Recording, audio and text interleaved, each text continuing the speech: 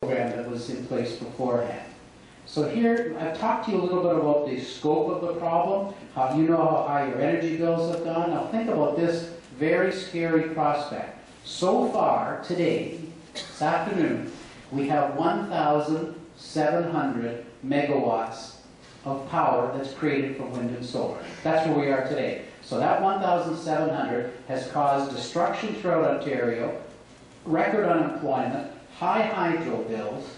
The shocking news is that the Dalton McGuinty government plans by 2018, it's only 6 years from now, to go from 1,700 to 10,700 megawatts of power created by wind and solar. What on earth is going to happen to our hydro rates if indeed we allow this to happen? Can't let it happen. So, let me tell you a little bit more about what's happening around the world. I've got some fun headlines. I also got to read these headlines in the legislature this week.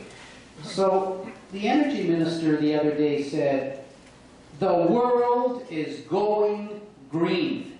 And I thought, well, what planet? Let me read you these headlines. These are all from this year. Arrivederci solare. That's goodbye solar.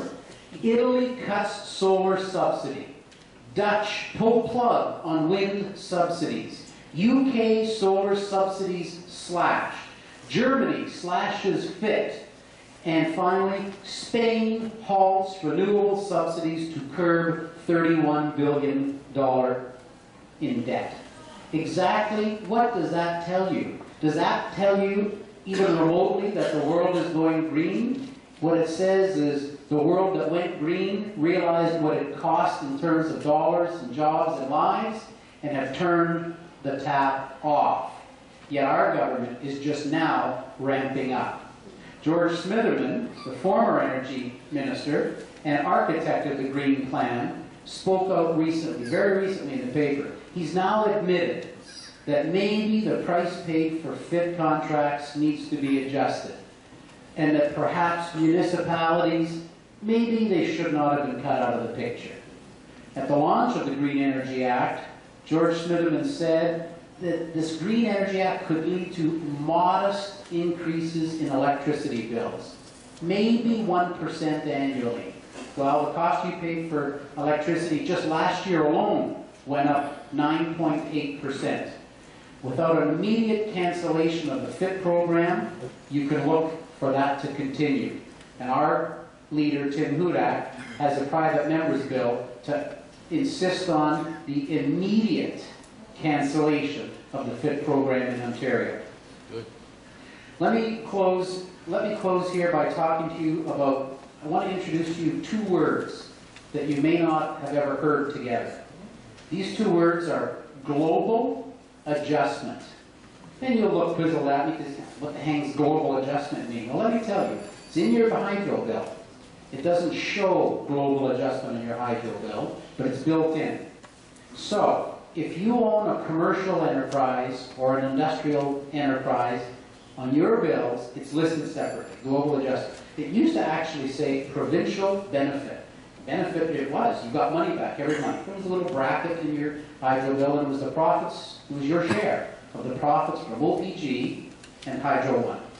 Everybody got it every month, little bonus. Well, this global adjustment, in a nutshell, and I'm mildly exaggerating when I say this, but remember that 80 cents a kilowatt hour and they sell it for $5, that 75-cent spread? Well, somebody has to pay for that 75 cents, and that gets it gets buried into that line called global adjustment. So it doesn't sound like a whole nasty thing, but think of it this way. It was not on your hydro bill only a couple of years ago. So I'll give you two examples from my hometown, and I want you to start looking for your own. And I know Monty and Bob down in this neck of the woods are going to start looking for more examples, because more people are going to come up and start talking about it. So there's one company in North Bay whose hydro bill was $1,100 a month. Only a couple of years ago, $1,100 a month. This year, same month, same amount of people, same amount of energy used, their hydro was $1,400 a month. It's not bad, actually. Hydro itself has not gone up all that much the hydro portion of your bill.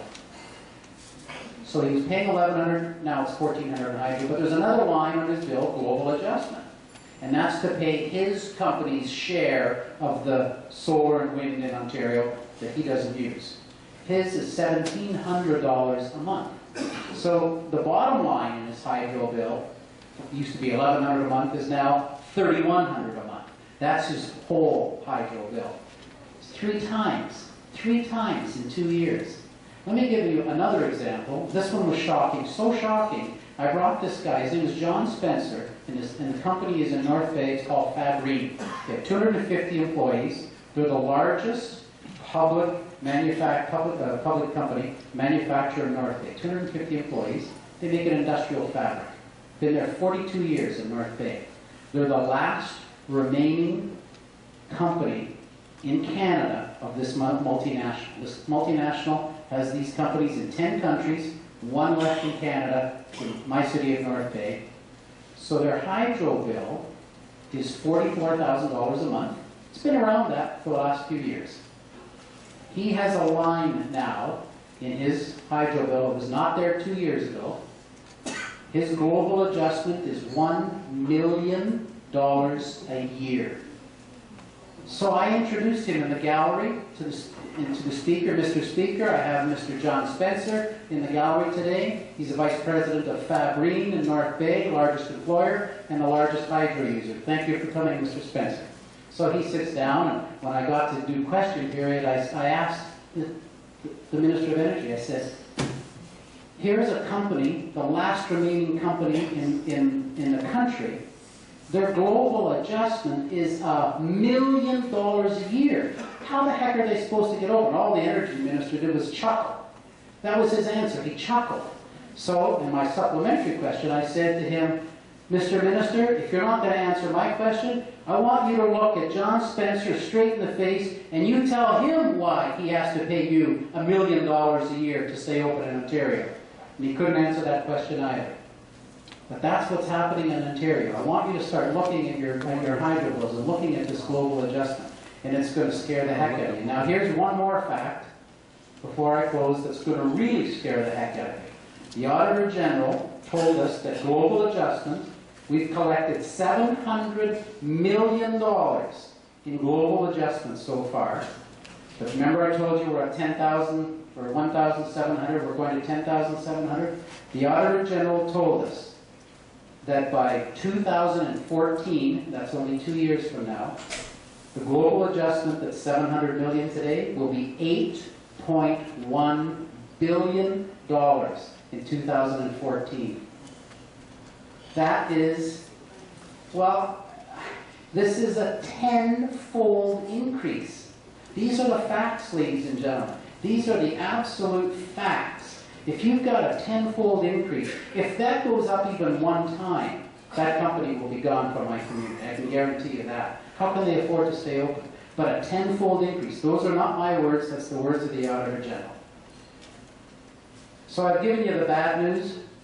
We're here tonight to talk to you, to offer you some good news. Our fellow MPP, Lisa Thompson, had a private member's bill this week to put a moratorium on wind. Our leader, Tim Hudak, has a private member's bill coming up on March 22nd to completely cancel the FIT program. I want you to know that Bob and Rick and Lisa, we're in your corner. We heard you loud and clear. When Lisa had this private member's bill, I got 1,700 email to my email address. Thank you for clogging up my email. I missed the email from my family as I looked through for it. 1,700 email. We hear you. Monty McNaughton hears you. We're here tonight with this public forum to listen to all sides, but to give you some facts as well. We hear you loud and clear, and we will not stop this fight. We will take the fight to these town halls. We're going to Rick's town hall tomorrow night. We're going to Lisa's town hall the night after. We're going to continue this fight. We will take it to the town halls. We'll take this fight to the legislature. And I want you to know that we won't give up. And I want you to know that Monty McNaughton will never give up on you. So thank you very much for having me.